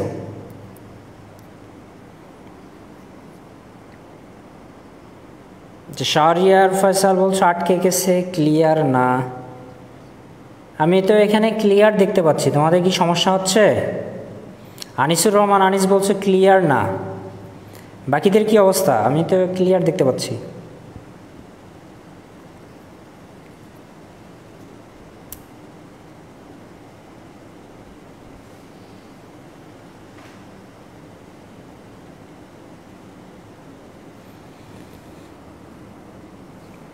5 নাম্বারটা রিপিট করবো। আচ্ছা 5 নাম্বারটা হচ্ছে .edu। edu মানে হচ্ছে এডুকেশনাল ইনস্টিটিউট। এডুকেশনাল ইনস্টিটিউট হচ্ছে যেগুলো বড় বড় শিক্ষা প্রতিষ্ঠান সেগুলোর শেষে দেয়া থাকে .edu। যেমন তোমার ঢাকা বিশ্ববিদ্যালয়ের ইউআরএল কি? www.du মানে Dhaka university .edu.bd, Rajshahi university www.ru.edu.bd, যেগুলো বড় বড় শিক্ষা প্রতিষ্ঠান সেগুলোর শেষে কি দেয়া থাকে, .edu দেয়া থাকে। ঠিক আছে, তাহলে এগুলাকে আমরা কি বলতেছি, ডোমেইন নেচার বা টিএলডি বলতেছি। ডোমেইন নেচার বা টিএলডি মানে হচ্ছে এগুলা থেকে আমরা বুঝতে পারবো আমরা যে ওয়েবসাইটটা ব্যবহার করতেছি সেই ওয়েবসাইটটার ধরন বা প্রকৃতি কীরকম। .gov থাকলে আমরা বুঝবো যে এটা কোনো একটা রাষ্ট্রীয় বা সরকারি প্রতিষ্ঠানের ওয়েবসাইট, .com থাকলে বুঝবো এটা একটা ব্যবসায়িক ওয়েবসাইট, .org থাকলে আমরা বুঝবো এটা কোনো একটা সংস্থা বা অলাভজনক প্রতিষ্ঠানের ওয়েবসাইট, .net থাকলে আমরা বুঝবো এই সকল ওয়েবসাইট কী করে, নেটওয়ার্ক সার্ভিস প্রোভাইড করে, আর .edu থাকলে আমরা বুঝবো যে এটা কোনো একটা শিক্ষা প্রতিষ্ঠান বা এডুকেশনাল ইনস্টিটিউট। এই হচ্ছে আমাদের ডোমেইন নেচার বা প্রকৃতি।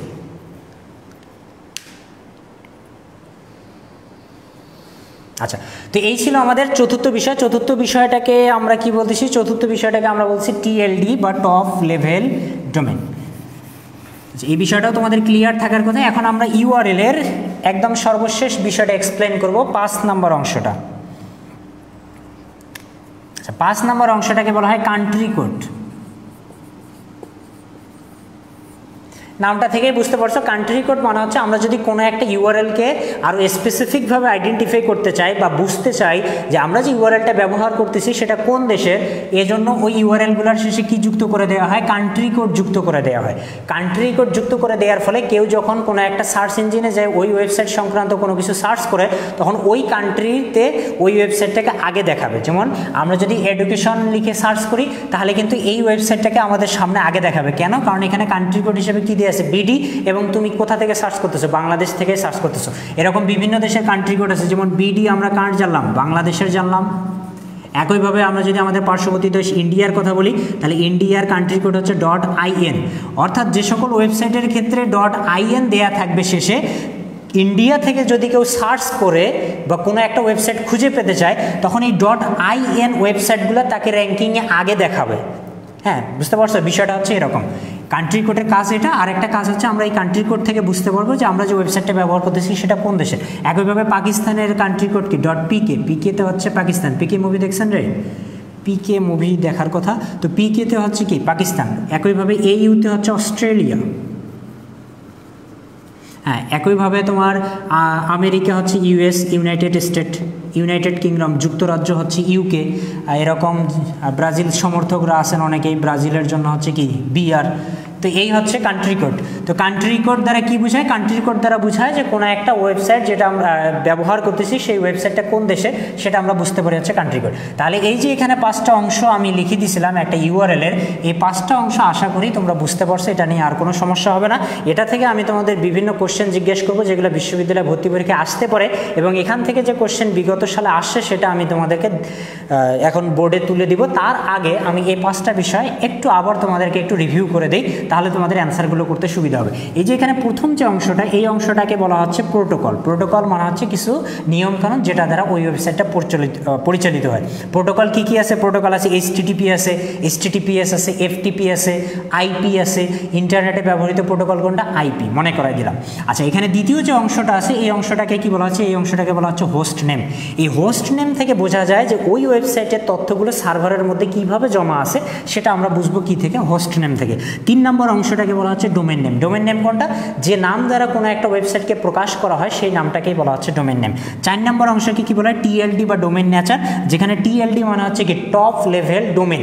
এই টিএলডি বা ডোমেইন নেচার থেকে আমরা বুঝবো আমরা যে ওয়েবসাইটটা ব্যবহার করতেছি বা যে ডোমেইনটা আমরা ব্যবহার করতেছি তার ধরন বা প্রকৃতিটা কীরকম। সেই ধরন বা প্রকৃতি বিভিন্ন রকম হতে পারে, যেমন .com থাকলে সেটা ব্যবসায়িক হবে, .net থাকলে নেটওয়ার্ক সার্ভিস হবে, .gov থাকলে রাষ্ট্রীয় বা সরকারি হবে, .edu থাকলে এডুকেশনাল হবে, .org থাকলে কোনো একটা সংস্থা বা অর্গানাইজেশনের হবে। ঠিক আছে, আর 5 নম্বর হচ্ছে কান্ট্রি কোড, অর্থাৎ ওই ডোমেইনটা কোন কান্ট্রি রিলেটেড সেটা আমরা বুঝবো কি থেকে, কান্ট্রি কোড থেকে। কান্ট্রি কোডগুলো কীরকম, বাংলাদেশের জন্য বিডি, ইন্ডিয়ার জন্য আইএন, পাকিস্তানের জন্য পিকে, অস্ট্রেলিয়ার জন্য এইউ, ইউনাইটেড কিংডম জন্য ইউকে, ইউনাইটেড স্টেটের জন্য ইউএস, আর ব্রাজিলের জন্য হচ্ছে বিআর। এরকম বিভিন্ন দেশের কি আছে, আরও কান্ট্রি কোড আছে। তাহলে আশা করতেছি যে এই ইউআরএল সংক্রান্ত 5টা অংশের যে আলোচনা, এই আলোচনাগুলো তোমরা ক্লিয়ার হয়ে গেছো। আচ্ছা, এই আলোচনাগুলো যদি ক্লিয়ার হয়ে থাকো তাহলে আমি প্রথমে তোমাদেরকে বিশ্ববিদ্যালয়ে যে প্রশ্ন আসছে সেটা দেখাবো, তারপরে সামনে কী কী ধরনের প্রশ্ন আসতে পারে বা এখান থেকে হাইলাইটেড কী কী ইনফরমেশান মনে রাখতে হবে সেটা তোমাদের কাছ থেকে জানে নিয়ে আজকের ক্লাসটা আমরা এখানেই শেষ করে নেব। তো আমরা প্রথমে বিশ্ববিদ্যালয়ের কোশ্চেনগুলো দেখি। তো বিশ্ববিদ্যালয়ের কোশ্চেনগুলো আমরা দেখব হচ্ছে আমার যে লেকচার শিট আছে সেই লেকচার শিট থেকে। তোমরা চাইলে আমার প্রকাশিত যে আইসিটি বস বই আছে সেই আইসিটি বস বই থেকেও তোমরা কোশ্চেনগুলো জানে নিতে পারো। আর আইসিটি বস বইয়ের বিশেষত্ব তোমাদের আমি বারবারই বলছি যে আইসিটি বস বইয়ে যে 1200 থেকে 1300 এমসিকিউ অ্যাড করা আছে সেই 1200 থেকে 1300 এমসিকিউরে কিন্তু ব্যাখ্যা সহ অ্যান্সার দেওয়া আছে, অর্থাৎ কীভাবে কেন অ্যান্সারটা হইলো, যেমন আমি তোমাকে এখন ক্লাসে বুঝাই দিচ্ছি যে কেন এটা হইলো, কী কারণে হইলো, তো ওখানেও কিন্তু ব্যাখ্যার মাধ্যমে লেখার মাধ্যমে যতটুকু বোঝানো সম্ভব ততটুকু কিন্তু আমি তোমাদেরকে বোঝাই দেওয়ার চেষ্টা করছি। তো তোমরা যাদের কাছে বইটা নাই, লকডাউন খুলে যাচ্ছে, তোমরা লাইব্রেরি থেকে ওই বইটা কালেক্ট করে নিবা। তো প্রথম প্রশ্ন দেখো তোমাদের জন্য, জাস্ট প্রশ্নটা দেখে নিয়ে তোমরা ঝটপট অ্যান্সার করে দিবে, এতে দ্রুত অ্যান্সার হলে আমরা ক্লাসটা দ্রুত শেষ করে নিতে পারবো, যদিও ক্লাসটা মোটামুটি প্রায় 1 ঘন্টা হয়ে গেছে। আচ্ছা, তাহলে দেখো প্রথমটা হচ্ছে ডিএনএস এর পূর্ণরূপ কী? ডিএনএস এর পূর্ণরূপ কী? এই প্রশ্নটা কোথায় আসছিল? এই প্রশ্নটা অনেক গুরুত্বপূর্ণ একটা বিশ্ববিদ্যালয় আসছে, রাজশাহী ইউনিভার্সিটির বি ইউনিটে বিগত সালে অর্থাৎ 19-20 সেশনের পরীক্ষায়। অপশন অবশ্যই তোমাকে 4টা দিয়ে দিবে, বাট আমি এখানে অপশন চাচ্ছি না, যেহেতু আমরা এগুলো জাস্ট একটু আগেই ক্লাস আলোচনা করলাম। তোমরা টাইপ করে বলে দাও আমাকে অ্যান্সারটা কী হবে।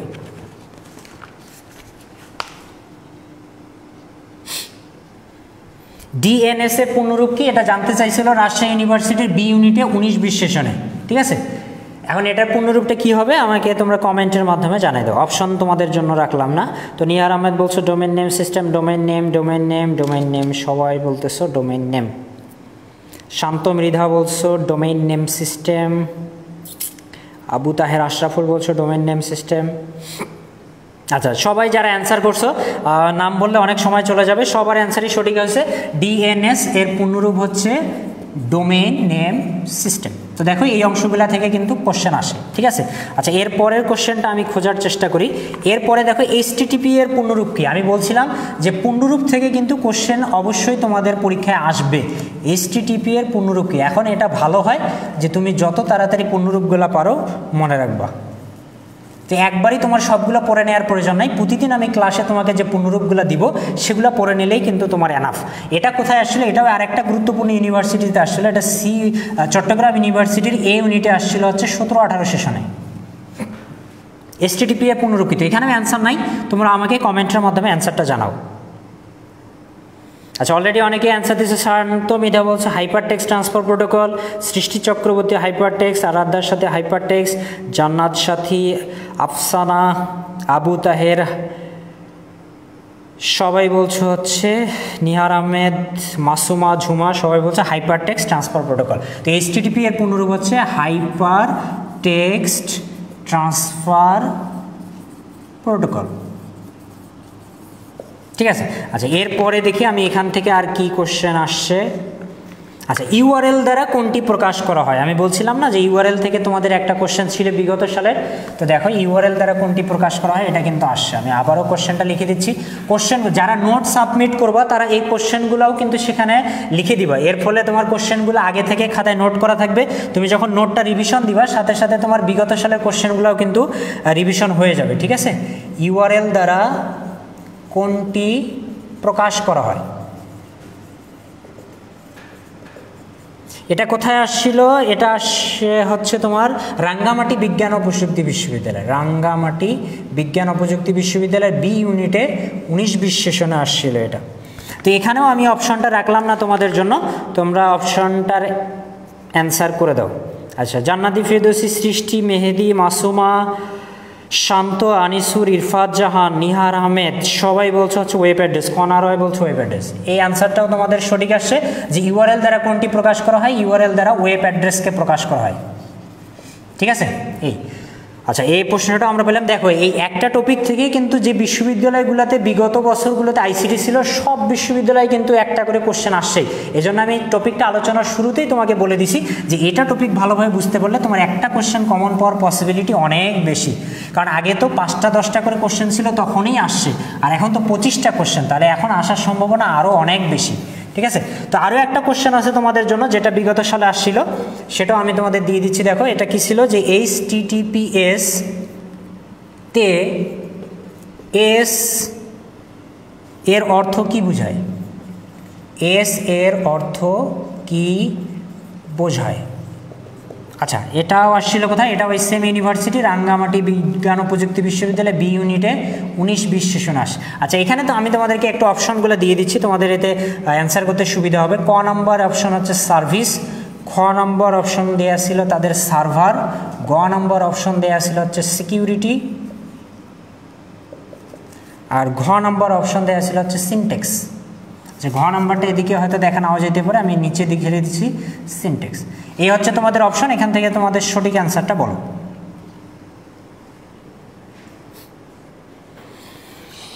অ্যান্সার অনেক আগেই তোমরা দিয়ে দিছো, ইরফাত জাহান, নিহার, দীপ্তি, সাথী, আশরাফুল, আবু তাহের, আশরাফুল, দীপ্তি, সবাই বলছো হচ্ছে সি, অর্থাৎ সিকিউরিটি। হ্যাঁ, সি কেন?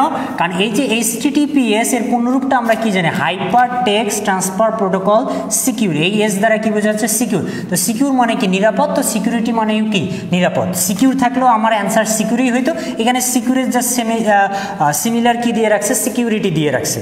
ঠিক আছে, তাহলে এই ছিল তোমাদের মোটামুটি বিগত বিশ্ববিদ্যালয়ে ভর্তি পরীক্ষায় যেখানে যেখানে আইসিটি ছিল সেখানে এই প্রশ্নগুলো আসে। শুধু যে বিশ্ববিদ্যালয়ে আসছে তা না, বিসিএসেও কিন্তু এই জায়গা থেকে অনেক কয়েকটা প্রশ্ন আসছে। বিসিএসের কোশ্চেনগুলো আমরা সলভ করব। এখন জাস্ট আমরা ক্লাসটা 2 মিনিটের মধ্যে শেষ করব। এই 2 মিনিটে আমি তোমাদের কয়েকটা কোশ্চেন জিজ্ঞেস করব, জাস্ট কোশ্চেন শুনে ঝটপট তোমরা অ্যান্সারগুলো করে দিবা। তো ফার্স্ট কোশ্চেন তোমাদের জন্য, সেটা হচ্ছে ইন্টারনেট সেবাদানকারী প্রতিষ্ঠানের নাম কি বলো? ইন্টারনেট সেবা, কোনো সময় নিবা না, জাস্ট কোশ্চেন শুনে অ্যান্সার করে দাও, তাহলে দ্রুত তোমাদের ক্লাসটা শেষ হয়ে যাবে। আজকের আলোচনার বিষয়বস্তু এই পর্যন্তই। আমরা যেহেতু রেগুলার ক্লাস করতেছি, এই জন্য আমরা খুব বেশি প্যারা নিব না, একটা ক্লাসে খুব বেশি টপিক আলোচনা করবো না, এটা এলোমেলো হয়ে যাবে বিষয়গুলো। ধাপে ধাপে আমরা রেগুলারলি চলে আসবো, ঠিক আছে?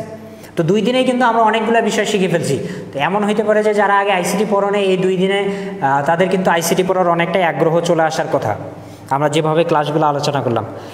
সৃষ্টি চক্রবর্তী বলছেন আইপিএস। আমি কিন্তু প্রথমেই বলে দিছি, আইপিএস অফিসারের কথা এখানে চিন্তা করা যাবে না। আপনি আপনার হাজব্যান্ড বা পছন্দনীয় কাউকে আইপিএস হিসেবে চিন্তা করতে পারেন, বাট ইন্টারনেট সেবাদানকারী প্রতিষ্ঠান কিন্তু হচ্ছে আইএসপি।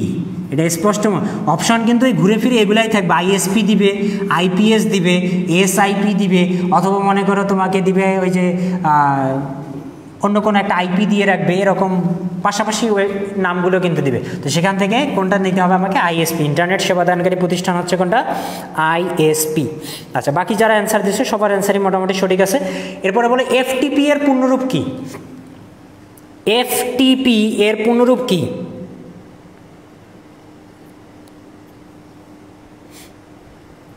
এফটিপি এর পূর্ণরূপ কি?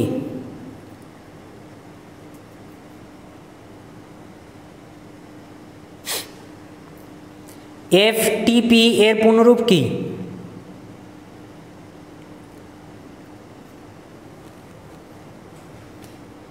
আচ্ছা, শান্ত মৃধা বলছে এফটিপি মানে হচ্ছে ফাইল ট্রান্সফার প্রোটোকল। জান্নাতি বলছে ফাইল ট্রান্সফার। বর্ণিমা, সাথী, মাসুমা,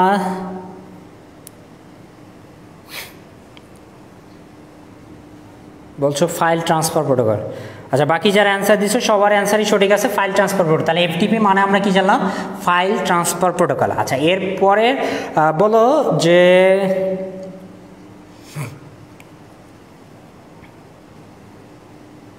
আচ্ছা, ইরফাত জাহান বলছো দীপ্তি ফাইল ট্রান্সফার। আচ্ছা, এই কোশ্চেনটা আমরা নিয়ে নিলাম। এরপরের কোশ্চেন বলো যে রাষ্ট্রীয় প্রতিষ্ঠানের ডোমেইন নেচার কি হয়? রাষ্ট্রীয় প্রতিষ্ঠানের ডোমেইন নেচার কি হয়?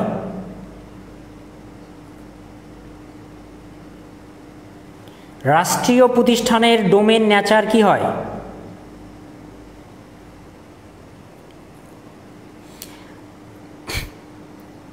আশরাফুল বলছো .gov, সাথী বলছো .gov। .gov বলতে গভর্নমেন্ট, গভর্নমেন্টকে সংক্ষেপে .gov করা হয়েছে। জান্নাতি ফেরদৌসি বলছো .gov। আচ্ছা, নিহার আহমেদ বলছো .gov। গভট কিন্তু না, .gov, GOV। এই যে GOV, এই যে এটা কিন্তু না, GOVটি আমরা সংক্ষেপে লিখি গভর্নমেন্টকে, বাট তোমার আইসিটিতে কিন্তু ওই ওয়েব অ্যাড্রেসের ক্ষেত্রে কিন্তু সেটা ব্যবহার করা হয় না। ওয়েব অ্যাড্রেসের ক্ষেত্রে কি ব্যবহার করা হয়? .gov ব্যবহার করে। তাহলে এটা হচ্ছে সঠিক, .gov, গভট হবে না, ঠিক আছে? আচ্ছা, বাকি যারা অ্যান্সার করছে সবার অ্যান্সারই সঠিক আছে, সেটা হচ্ছে .gov। আচ্ছা, তো এখান থেকে আর কি ধরনের কোশ্চেন করা যায়, কি ধরনের কোশ্চেন আসতে পারে? আচ্ছা, মোটামুটি আজকে ক্লাস এই পর্যন্তই থাকলো। ক্লাস তোমরা অনেক সুন্দরভাবে অংশগ্রহণ করছো, অনেকেই ক্লাসটা শেয়ার করে দিছো। তো যারা শেয়ার করছো এবং যারা অংশগ্রহণ করছো, রেসপন্স করছো, তাদের সবাইকে অসংখ্য ধন্যবাদ। এখন আরেকটা কাজ তোমাদের বাকি থাকলো, সেটা হচ্ছে যে ক্লাসটা তোমরা করে নিলা সেই ক্লাসটা সুন্দরভাবে নোট করে তোমাদের যে গ্রুপগুলোতে অ্যাড করা আছে তোমাদের, সেই গ্রুপগুলোতে তোমরা পোস্ট করে দিবা। এটার উপকারিতা দুইটা, আমি আবারও বলতেছি। একটা হচ্ছে যে বিষয়গুলো তোমার আবার একবার রিভিশন হয়ে গেল, নোট হয়ে গেল, এবং এটা তোমার পরীক্ষার আগে অনেক অনেক টাইম সেভ করবে। কারণ পরীক্ষায় এখনও ঢাকা বিশ্ববিদ্যালয়ের এই যে ডেট দেওয়া আছে, এই ডেট অনুযায়ী কিন্তু 2 মাস। কারণ ঢাকা বিশ্ববিদ্যালয়ের প্রথম পরীক্ষা হচ্ছে 1 অক্টোবর। তোমাদের যারা মানবিক থেকে আসো, কমার্স থেকে আসো, তাদের কিন্তু আরও পিছনে। আর ঢাকা বিশ্ববিদ্যালয়ের পরীক্ষার আগে অন্যান্য বিশ্ববিদ্যালয়ের পরীক্ষার কথা কিন্তু চিন্তা করাটা খুব একটা খারাপ হবে, তাই না? কারণ ঢাকা বিশ্ববিদ্যালয়ের আগে অন্যান্য বিশ্ববিদ্যালয়ের পরীক্ষা হওয়ার পসিবিলিটি অনেক কম। তার মানে গুচ্ছ বা রাজশাহীর পরীক্ষা কিন্তু আরও পরে হচ্ছে। তো এই যে 2-2.5 মাস বা 3 মাসের একটা ডিস্টেন্স, এখানে কিন্তু তুমি আজকের ক্লাসে যা পড়ছো সব কিন্তু মনে রাখাটা একদম ডিফিকাল্ট হবে এবং কখনোই মনে রাখাটা সম্ভব নয়। এই জন্য রিভিশনের প্রয়োজন হবে। আর রিভিশনের জন্য তুমি কি আবার এই যে প্যাচাল পড়তেছি আমি, এগুলা প্যাচাল দেখবা তুমি, এগুলাতে কিন্তু আসা যাবে না। তুমি যে নোট করে রাখবা, পরীক্ষার আগে ঠুস করে নোট বের করবা, নোট দেখবা, দেখে তোমার প্রিপারেশন তুমি নিয়ে নেবা। আচ্ছা, যাই হোক, আজকের ক্লাস এই পর্যন্ত থাকলো। আগামীকাল আবার 9টায় এর পরবর্তী যে টপিকগুলো আছে সেগুলো আলোচনা হবে। আর তোমাদের গ্রুপে তোমরা নোট প্লাস আদার যা বিষয় আছে এগুলো নিয়ে তোমরা সেখানে ডিসকাস করতে পারো। তো আজকে এই পর্যন্ত থাকলো। ক্লাসে অংশগ্রহণ করার জন্য সবাইকে অসংখ্য ধন্যবাদ। ওকে।